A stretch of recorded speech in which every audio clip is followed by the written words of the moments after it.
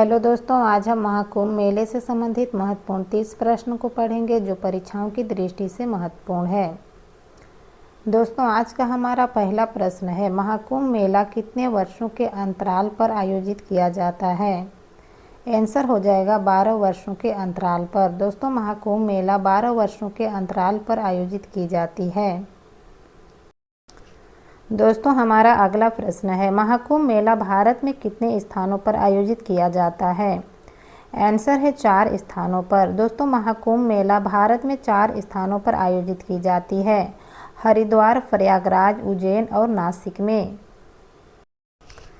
दोस्तों, हमारा अगला प्रश्न है, कुंभ मेले का उल्लेख सबसे पहले किस प्राचीन ग्रंथ में मिलता है?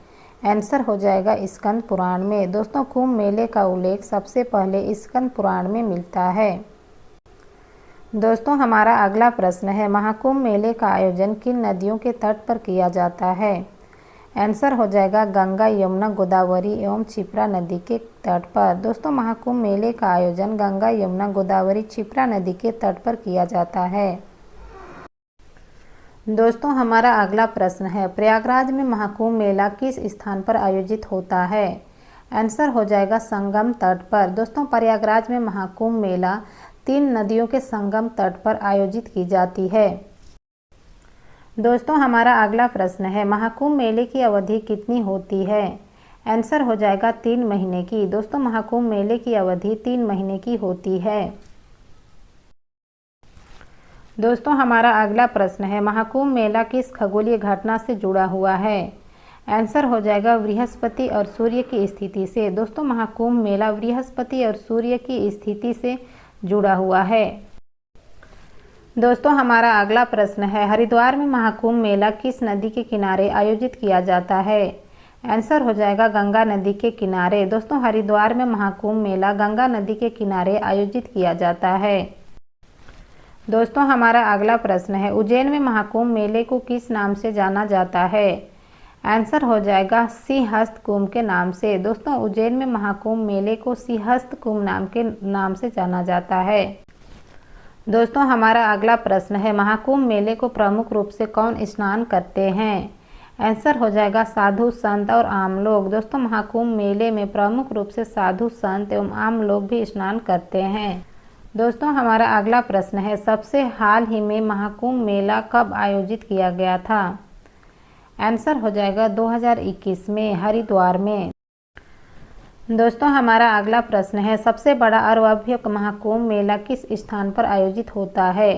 आंसर हो जाएगा प्रयागराज में। दोस्तों, सबसे बड़ा महाकुंभ मेला प्रयागराज में आयोजित की जाती है।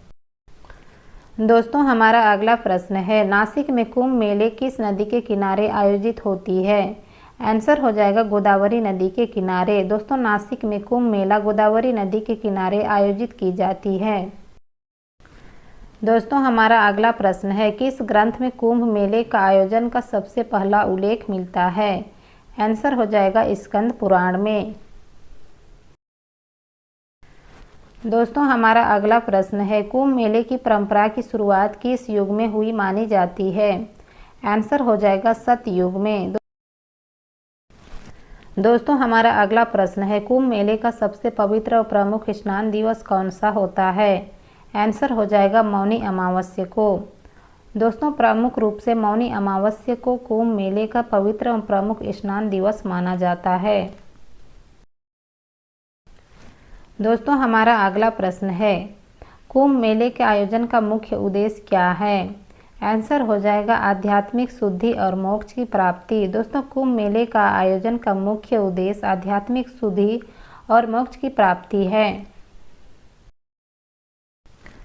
दोस्तों, हमारा अगला प्रश्न है, कुंभ मेला 2025 में कहाँ आयोजित हुआ है? आंसर हो जाएगा प्रयागराज में। दोस्तों, कुंभ मेला 2025 में प्रयागराज में आयोजित हुआ है। दोस्तों, हमारा अगला प्रश्न है, महाकुंभ मेले में सबसे पहले स्नान करने का अधिकार किसके पास होता है?